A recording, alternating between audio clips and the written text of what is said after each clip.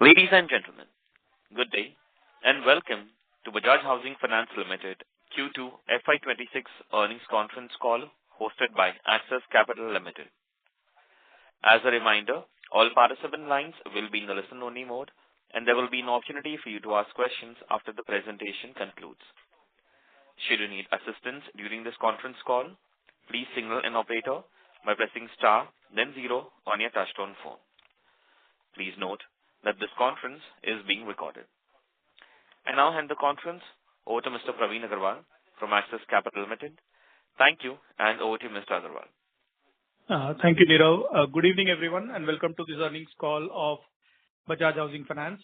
Today with us, we have the management team led by Mr. Atul Jain. Along with him, we have Mr. Gaurav Kalani, CFO, and other senior members of the team. Would request Mr. Atul to share his initial remarks, post which we'll open the floor for Q&A. Over to you, sir. Thank you, Praveen, and the Axis team for hosting this call. Good evening to all the participants. I am Atul Jain. I have with me all senior colleagues of Bajaj Housing Finance, Gaurav, Jasminder, Vipin, Pawan, Dushan, Neeraj, and Gagan, and Vijay.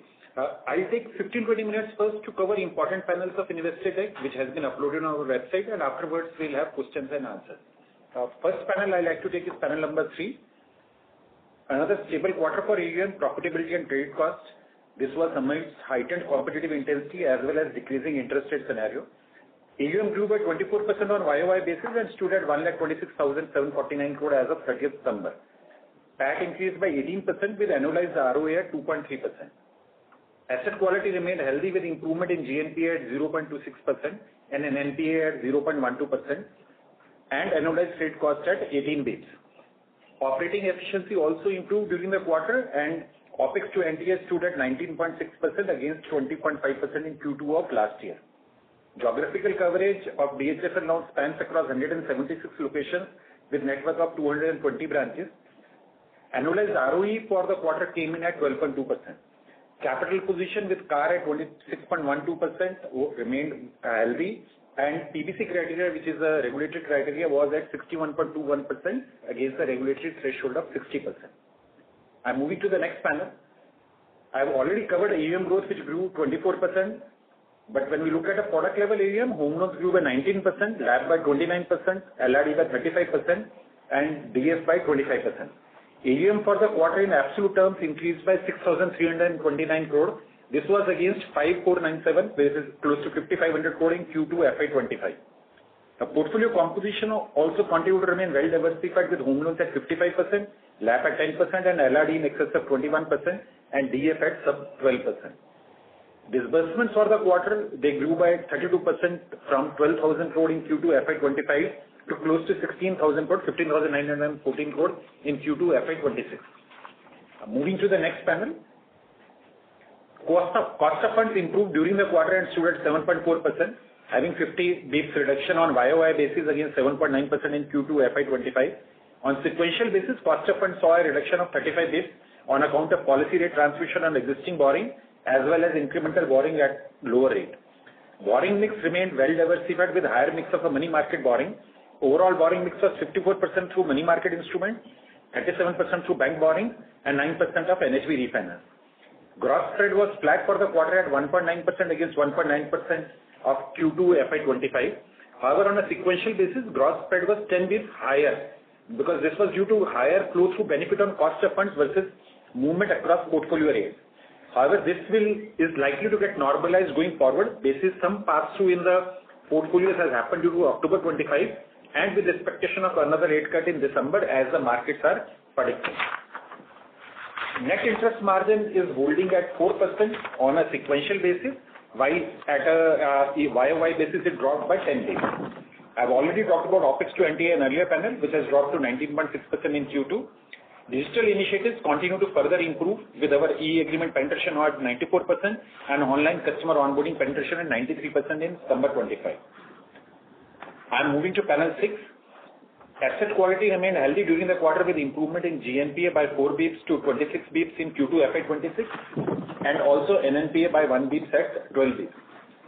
Annualized credit cost stood at 18 basis in Q2 FY26 against 2 basis in Q2 FY25.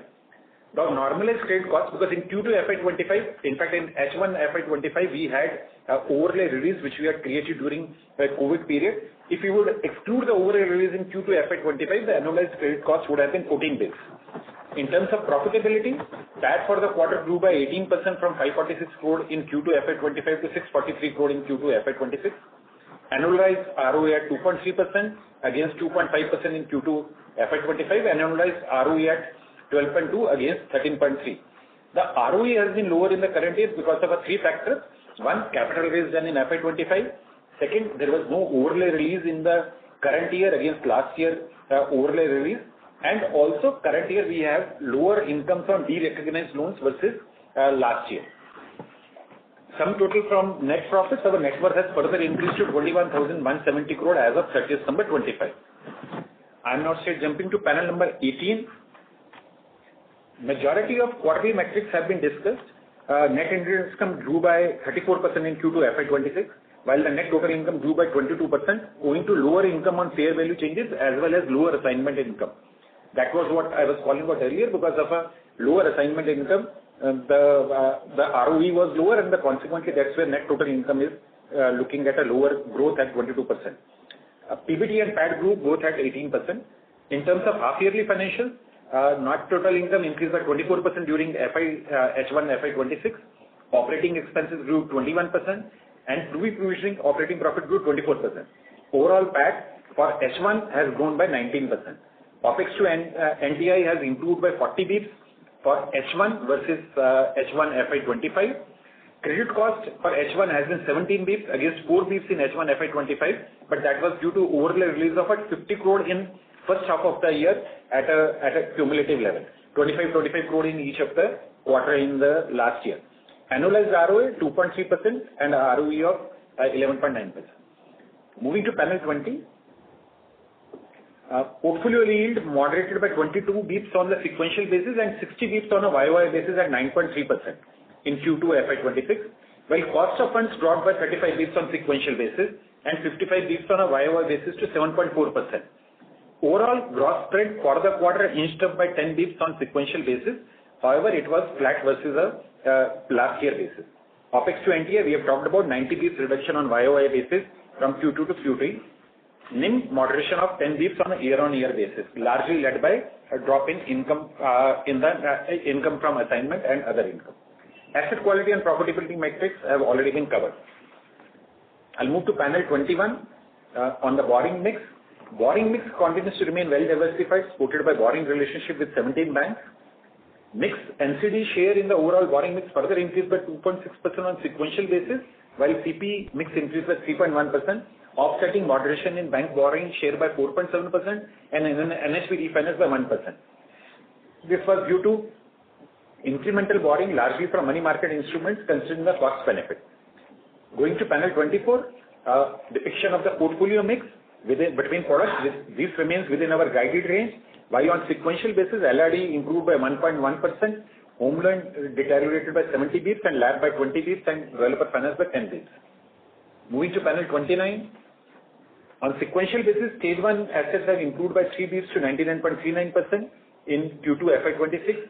Stage 2 were flat at 34 basis points. GNP improved by 4 basis points to 26 basis points and NNPA by 1 basis point to 12 basis points. Provisioning coverage remained healthy at 56%, close to 56% in line with the previous quarter. I'll jump to panel number 31, which is the last panel I would want to cover. Product level asset quality. Provisioning coverage ratio remains in excess of 50% across product line. Home loans GNP improved by 4 basis points to 32 basis points in Q2, 2 basis points in LAP at 59 basis points, and DS NPS remained flat. Overall NPA improvement as called out by 1 basis point. This is what I would have wanted to share from my end for the quarter. Happy to take questions between me and the management team from the. Thanks. Thank you very much. We'll now begin with the question and answer session. Anyone who wishes to ask a question may press star and 1 on their touchtone telephone. If you wish to remove yourself from the question queue, you may press star and 2. Participants are requested to use handsets while asking a question. Ladies and gentlemen, we will wait for a moment while the question queue assembles. Participants, you may press star and 1 to ask a question.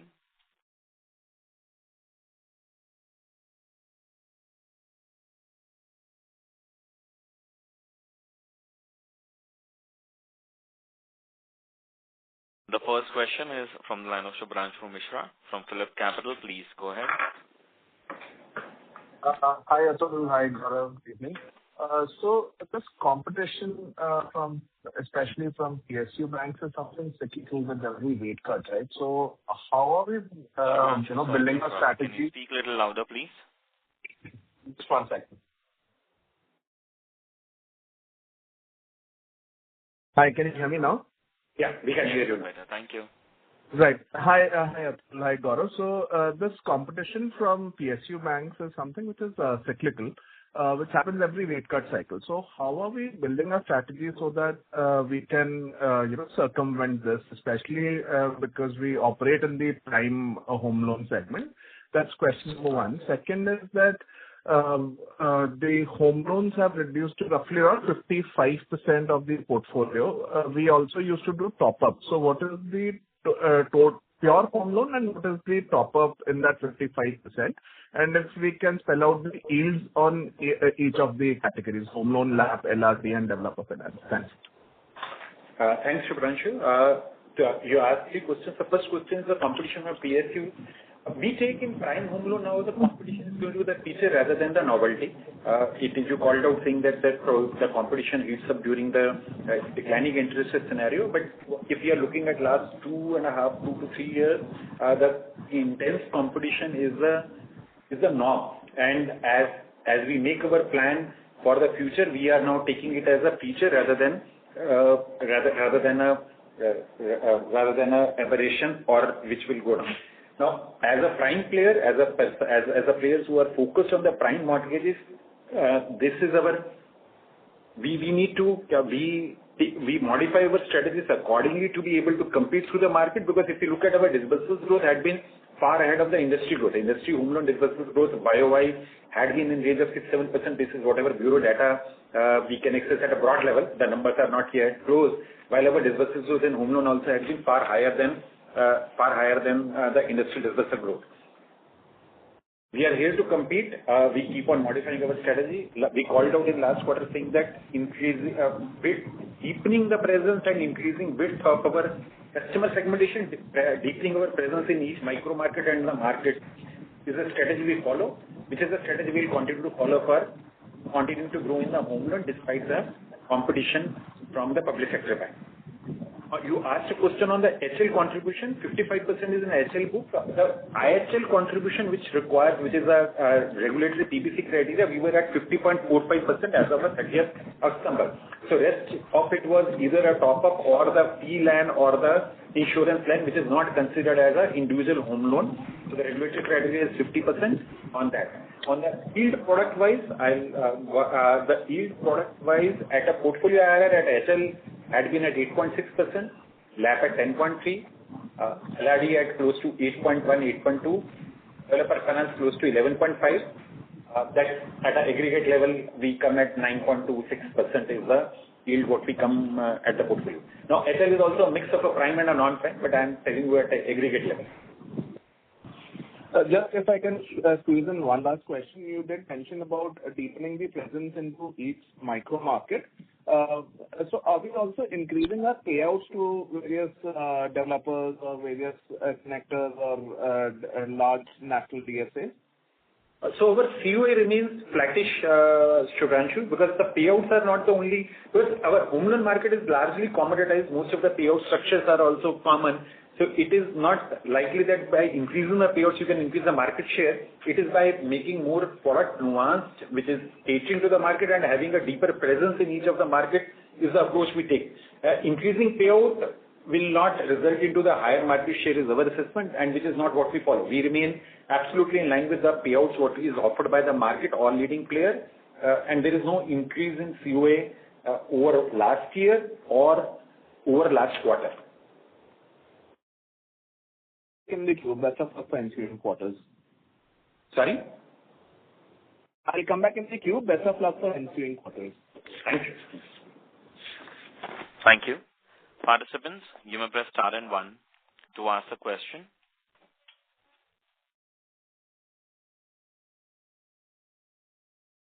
Ladies and gentlemen, you may press star and 1 to ask a question. Next question is from the line of Viral Shah from IIFL Capital. Please go ahead. Yeah. Hi, Atul and Gaurav and team. Thanks for the opportunity and congrats on a good set of numbers. Atul, I wanted to know, so I'm looking at the guidance that you have put out on the panel 16. It remains unchanged primarily on the margin front. Now, for the first half of this year or the 2 quarters, we have kind of delivered a flattish kind of a margin. So we are guiding for a 15 to 20 basis points kind of a decline or for the full year perspective. Are we expecting such a sharp decline in the second half, or this is just more of a discontinuation of the guidance and we are likely to basically beat these numbers? On margins, I'll request Gaurav to address this. Because on the on a full year basis, Viral, we are expecting to be in this guidance range only because of the compression we are seeing driven by attrition pressure across the portfolio, especially in the home loan side, also in the construction finance side. So that attrition pressure followed with another rate cut expectation in December is what we are factoring in, and that's where we are looking at year-on-year level this kind of a compression which we have guided for. So as of today, our estimate remains Viral in this range. However, as the time shifts up, we are able to do better. That is where we look at. But our estimates as of today stand at the same what we have guided for. So, Gaurav, just a bit on that. I think what you mentioned is basically expectation of another 25 bits kind of a rate cut in this fiscal. I think last quarter when we gave that number, I don't think we were baking in that kind of expectation. Yes. So does it mean that at an underlying basis, we are kind of probably say, despite say a 125 bits rate cut instead of 100 bits, we are likely to kind of say beat the numbers what we had guided for in the previous quarter? Would that be the right way to look at it? So what we have looked at even in our guidance is not just there has been some improvement in the performing metric in terms of a growth in disbursal, because we had not estimated that kind of a growth in disbursals, what has happened. However, on the negative side, with the expectation of another rate cut, and when we look at the benefit in the cost, what will get passed on versus the rate cut impact which may be there in the market, it's a bit of an estimation because we remain a market-focused business. The pass-through in the market will be what will be guided by. That's where it's an estimate. So you can say that we, in that sense, if last quarter we were projecting these numbers without a rate cut, at end of this quarter we are projecting the same margins with one rate cut baked in the numbers. That to that extent you can quantify it as saying that our improvement in our confidence on the margins over 1 quarter. And here on the benefit on cost of fund would be marginal versus that if the portfolio attrition pressure continues to remain that way, we may see the pressure on the yields continuing. So that's where we are continuing with the guidance. Predominant part of the cost benefit is already passed through. Now we may have around 10 basis points of further benefit which we may see through the balance part of the year. Considering the rate cut. So, okay, basically considering the rate cut, you expect another only 10 bits kind of a decline in cost of funds. Yes. And Gaurav, just again on this rate cut also, we are expecting in December to come in and then that to kick in on the cost of fund. Q3 would have gone. Q4 is where we'll see balance. So that's where. Right. And just from a mathematical standpoint, Gaurav, this number, if I have to say, take in say a 10 or a 15 basis points full year kind of, we anticipate probably. Sorry, we lost your voice in between. So can you repeat the question? We lost your voice in between. Yeah, sorry. Am I audible now? Yeah, you are audible. Yeah, I'm just saying that if I look at now these numbers and say if I assume say a 10 or 15 bips kind of a decline for the full year with this revised kind of an say the market dynamics, is it right to say that in the second half we may actually see more like say 20 to 25 bips kind of a decline from the first half or say the 2Q levels? Not very clear, Viral, but it has both factors on yield as well as cost of fund. I have explained cost of fund as the yields because of both reasons or attrition as well as new acquisition coming at lower price. With another rate cut we are expecting and with the acquisition challenges which we are seeing in the market on the public sector banks being aggressive, etc., we have factored in a certain yield compression on the overall portfolio, and that's where we are guiding for these numbers. It's a combination of estimated compression in the acquisition pricing to the yield compression and reducing out of that the cost benefit which will come. So. Got it. Very clear. Do I have a chance for one more question? Sure, Brad. Can you just also spell out? Viral, we lost you in between again. Hello. Yeah, am I audible now? Yes. I'm saying, can you give, say, an update on what is the traction that we are getting on the near prime and the affordable segment? And like, what's the size of it? How many locations we are, and what are the customer segments, say, primarily on the yield front that we are targeting? So, just to give an update on the SBU, what we started, because we had started operating in the near prime and the affordable segment before we set up an SBU, but we set up a dedicated SBU in terms of the last year. The business is doing well in terms of the milestones what we laid down for this business. It is ahead of the milestones what we thought. Now it operates from top 36 markets with average ticket size of a range of 40 to 60 lakhs. While affordable business within that, we operate across these markets outskirts as well as in some tier 3 and tier 4 and rural markets as well. Their ATS is in range of 15 to 35 lakhs. Currently, we are now acquiring close to 250 odd crore per month business in this line and expecting to rapidly scale further. Like we said that it is ahead of our expectations and ahead where we would have thought it reach there. As incrementally it go forward, we are looking at this to be growing at a much faster pace during next year as well. The reason we have grown it a bit slower than we could have grown, our estimate also was lower, because this has different nuances compared to the primary retail businesses. So that's where we went slow during initial setup, but based on our experience, we feel confident, and now we are scaling it up faster, and we'll try to scale it up much higher during the next year. Thank you, Atul. All the very best. Thank you. Thanks. Thank you. Participants, you may press star and 1 to ask a question.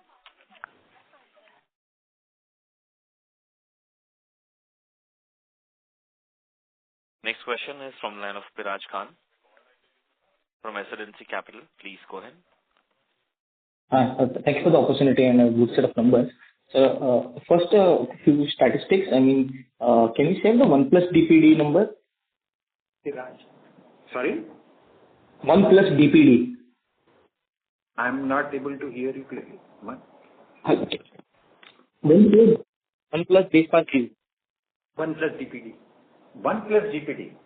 I don't think Yes. DPD is the number. We give 30 DPD numbers because there's a stage 1, 2, 3 there. 1 DPD you are asking for all customers who are bounced.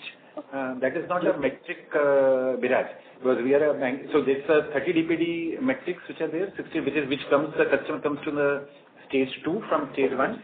So stage 1 remains 0 to 29 DPD, which is a standard definition. And that's a consistent definition which is used across industry or across the quarters what we have been publishing the data.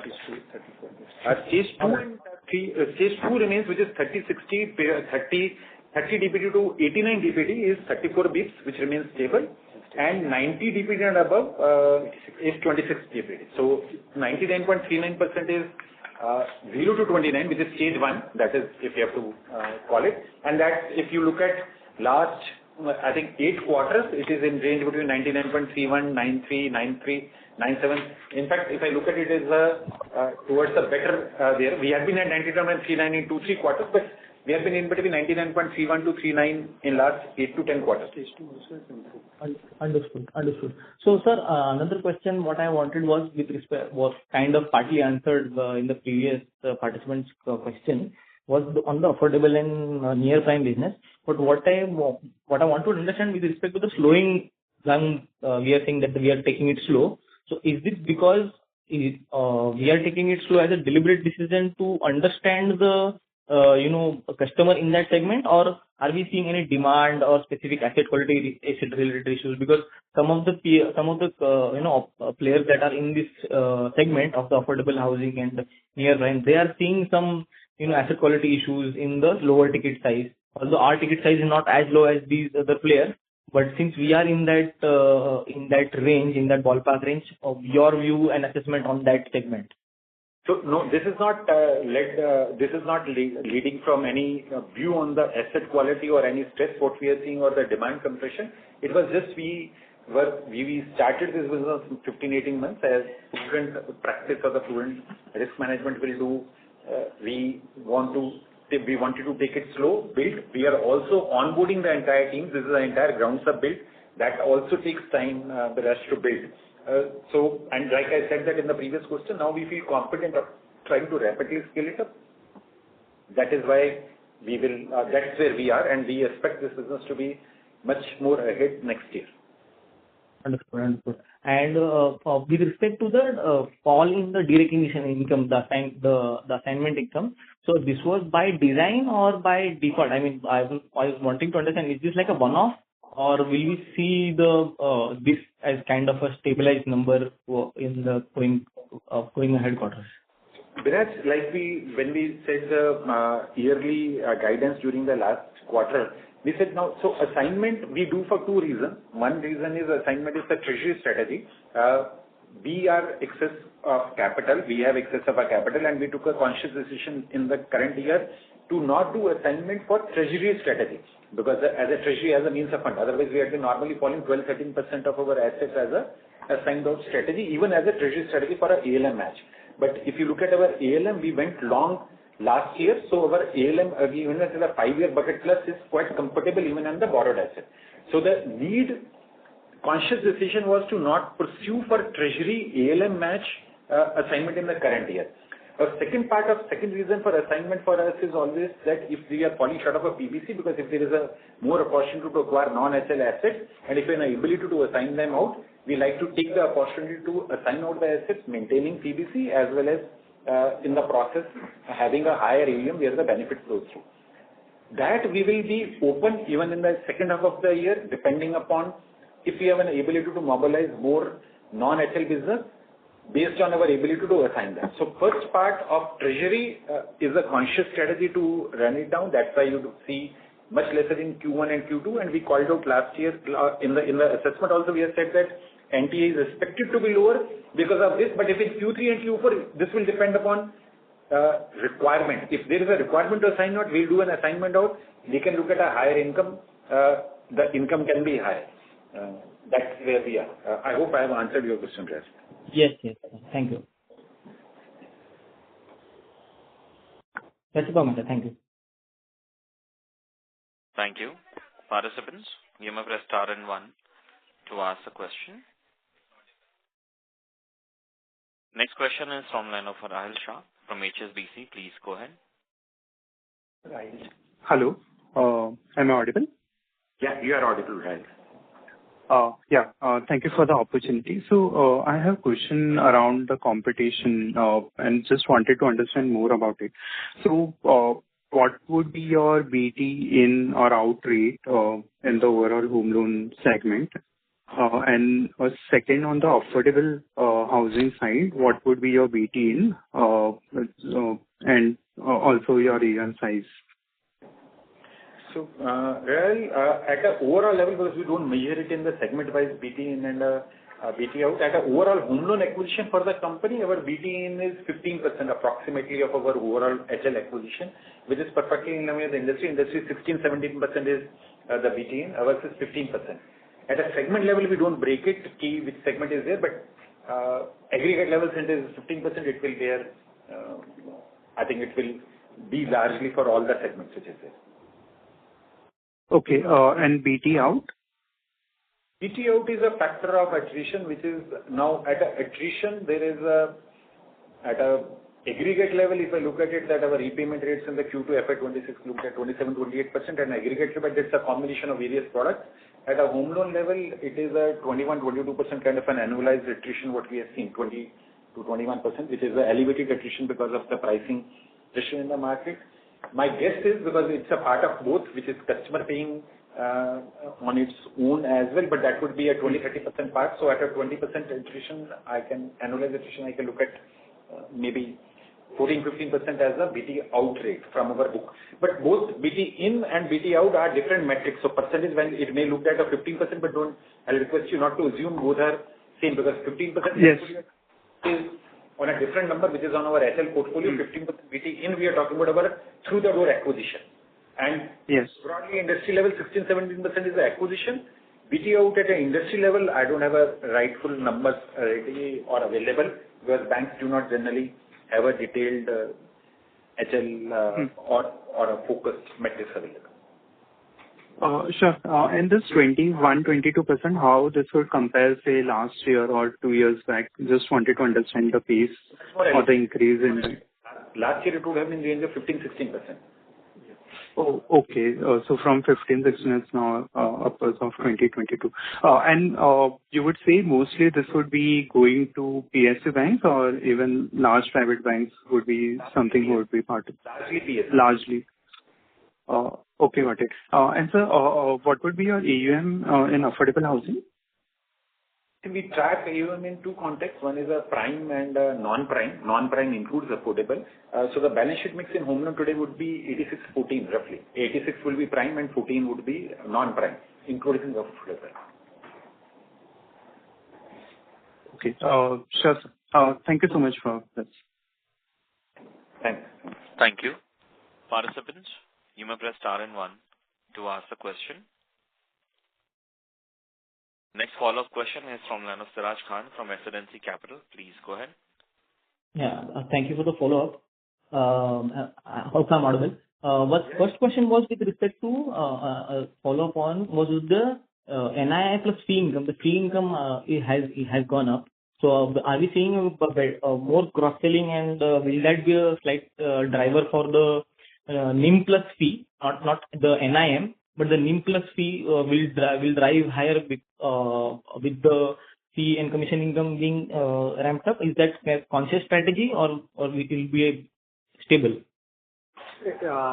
Broadly, this is insurance income which is driving that number, apart from other charges, etc., which is like bounce charges, foreclosure charges, switch charges, etc., etc. But predominant is the insurance income. It grows in line with the growth in business, apart from the non-prime business, which will have higher penetration, but otherwise overall it will remain in line with the growth of business.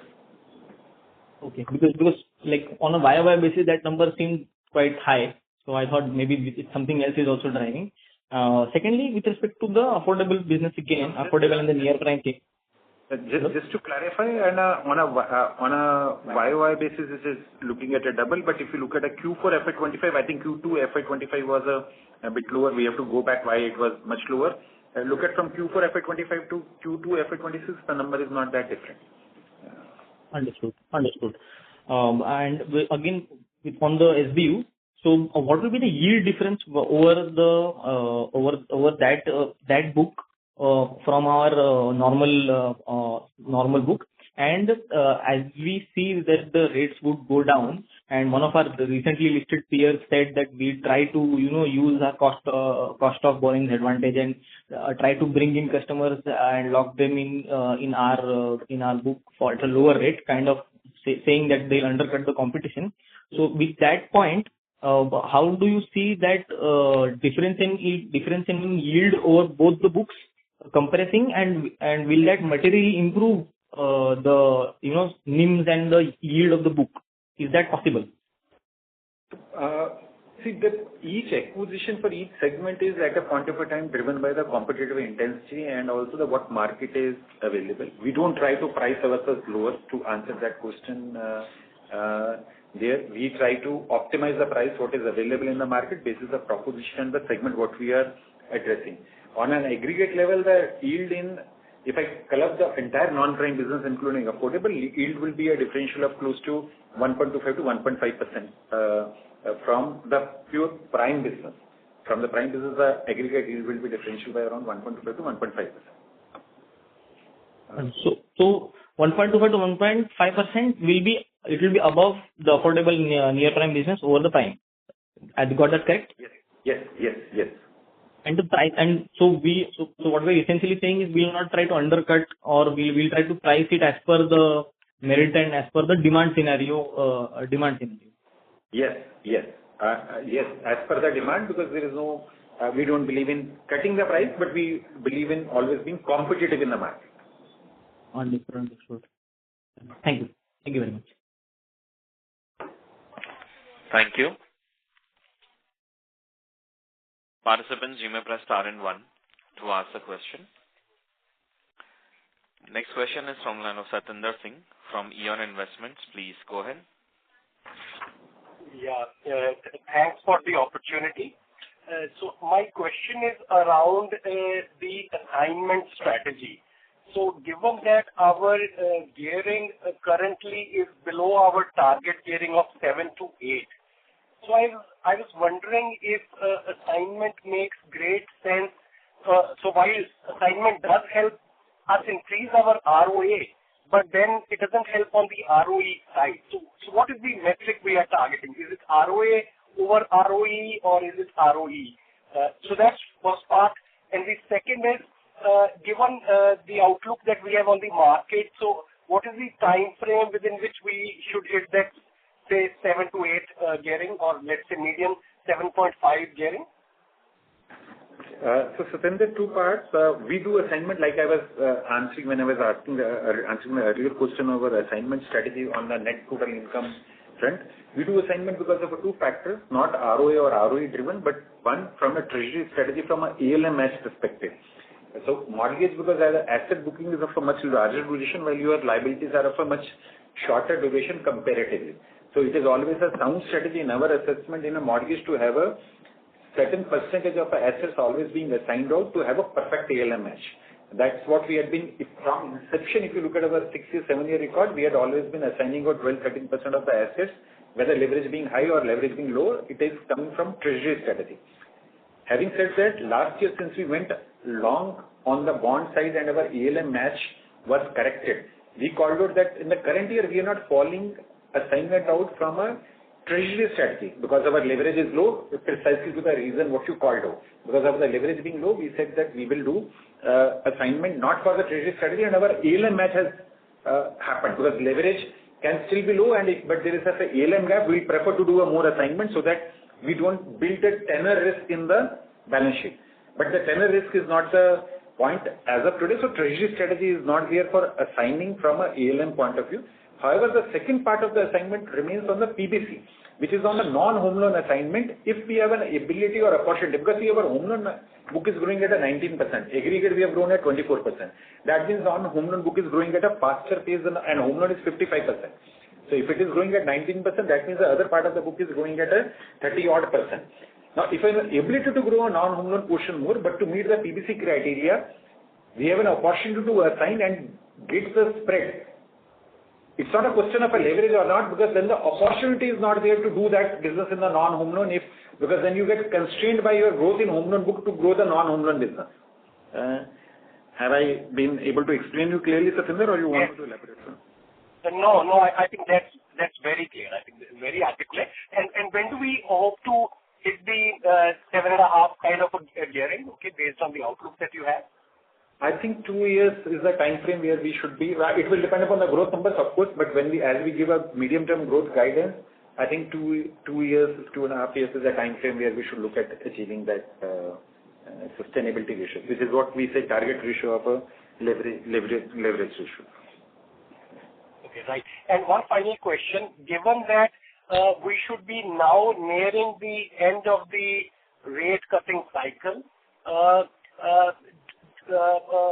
how optimistic are we that we should be able to revert to our medium-term guidance in FY27? You are talking about the AUM growth. The medium-term guidance in terms of AUM growth and primarily AUM growth, I think, yeah. We cut our guidance for the current year. This is a higher attrition pressure, which as of today is not looking to come down. We guided for that last year, last quarter, saying that the current year growth is looking to be lower because of the higher attrition pressure. However, as the Company focus remains on growing disbursements, which you can see in quarter one and quarter two, the disbursements have grown faster than what they were growing last year, but our AUM growth is slightly muted because of higher attrition pressure. As the attrition pressure weans off with the rate stabilization in the market, with one more rate cut let us in December, you can expect stabilization in the market in 3-4 months. As we continue to focus on growing disbursements, we feel that by next year, then we can come back to our normalized or the medium-term guidance growth in AUM. Where disbursements continue to grow the way we are doing it now, attrition pressures comes down, the AUM growth comes back on track in line with the medium-term guidance what we have given. Okay. And on the OPEX to NTI, what kind of time frame do you see as of today in terms of coming back to our 14 to 16 target? So 14 to 16 was not a coming back. 14 to 16 was always a 3 to 4 year aspiration number, 3 to 4 year trajectory. I think that we remain on that. In a lower interest rate scenario, the reduction in a YOY basis will be either flattish or a 1.5%. But as the cycle turns, with the income expansion, because OPEX to NTI has a two parts. One is the income expansion, second is the OPEX growth. We'll always be OPEX efficient, and as we continue to grow, I think next 3 to 4 years, you should clearly see the 14 to 15% kind of OPEX to NTI numbers. Okay, fine. Thank you very much. Great set of results. All the best. Thank you. Thank you, sir. Thank you. Thank you. Next question is from line of Bobby Jayaraman from Prunes Investments. Please go ahead. Yeah, you mentioned there was a lot of competition in the home loan segment. How is it in lease rental discounting and property developer loans? Sorry, I couldn't get your question clearly, Bobby. Can you do me a favor and repeat the question? What is the level of competition in lease rental discounting and developer loans? Is it as much as it is in home loans? Lease rental discounting, the level of competition will be higher than the home loan as well, because these are all, the customers are quite evolved. They have an access to each of the large lending institution, and each of the large lending institutions, specifically banks. This is a product which is not offered by housing finance companies. I think probably we might be the only company which is offering this at scale. This is the published results, whatever we have seen. But all banks, including all public sector banks, large public sector banks, and including all large private sector banks, this is a product of choice. So the competition is significantly, you can say, in line with what is as a home loan. For developer finance, competition is more from some housing finance companies, NBFCs, and in recent past, what we have seen largely from even some private credit funds through the AIF structure. While AIFs work on a normally higher trajectory, but as they take exposure at the beginning of the project funding also gets locked in through that structure. So, and that's where competition on the construction finance comes. But construction finance, we are not guided by any competition, Bobby. We do that. This is the opportunity available. I think there is enough opportunity availability in the market. It's a risk construct driven rather than the competition or the pricing driven. Lease rental discounting is a market competition driven, but construction finance is risk driven from acquisition point of view. I understand. And also taking a longer perspective, over the next 10 years or so, the whole idea behind NBFCs is that, there will be so much demand that the banks won't be able to cater to it, and you can offer a solution, right? Because your cost of funds are higher. That's the basic premise, right, for NBFCs. But you're not seeing anything like that now because the GDP growth is around 6.5 to 7%.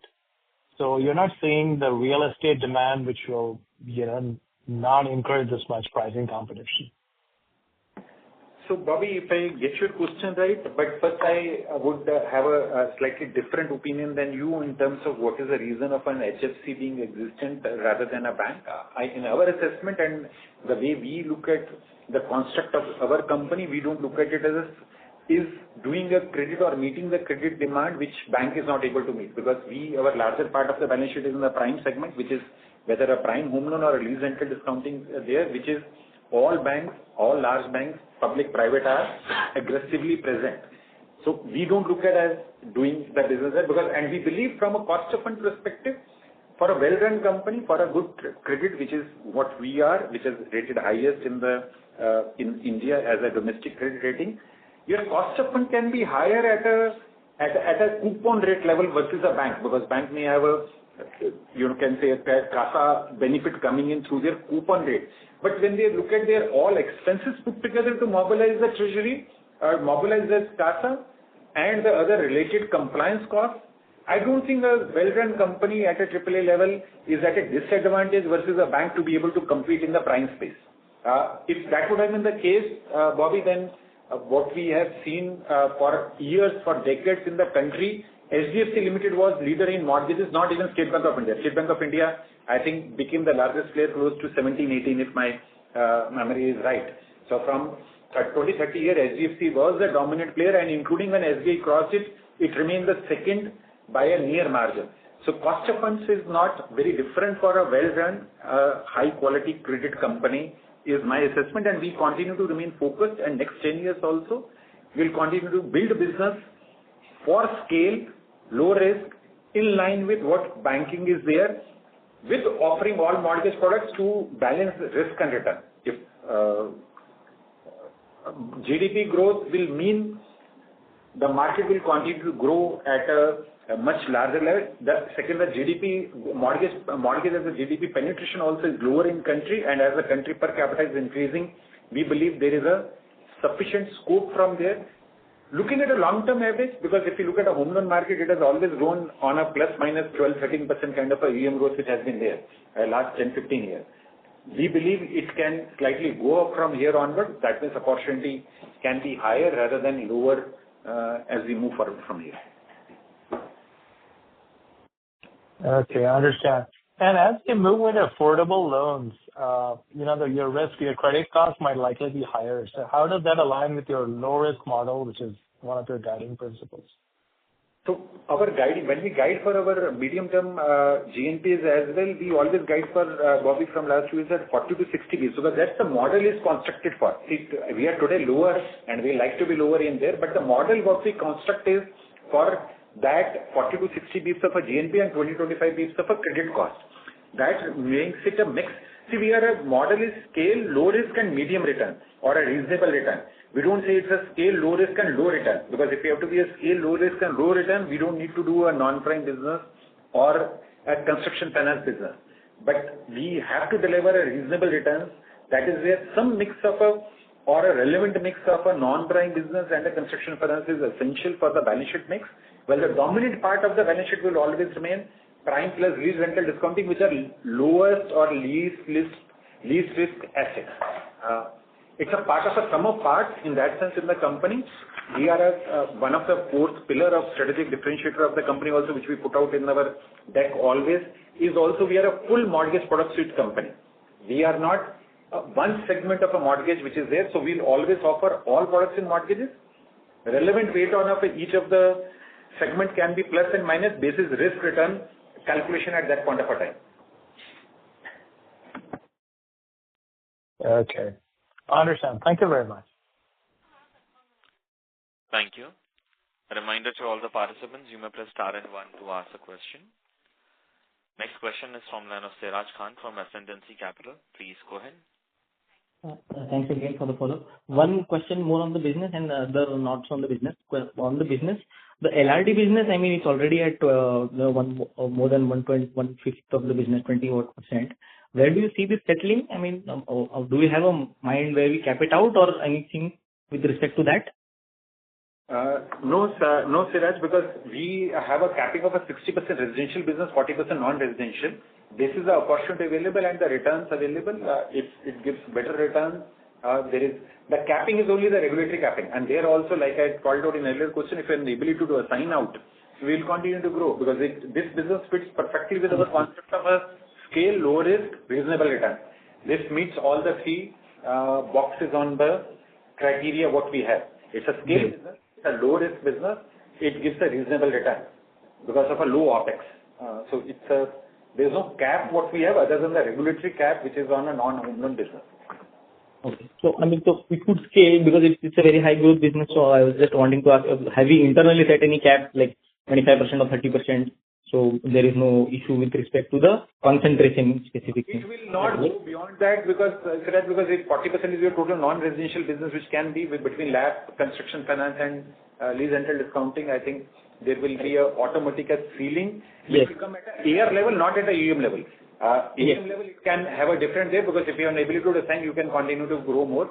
So largely, I'll say 20-25% beyond will be is not a visibility, but if there is an opportunity, we like to grow, and if you have an opportunity to grow and also a sign out, because on a standalone basis, it cannot grow to 30%. That will mean construction finance and LAP have to go down to zero if it is or 10% at a year level.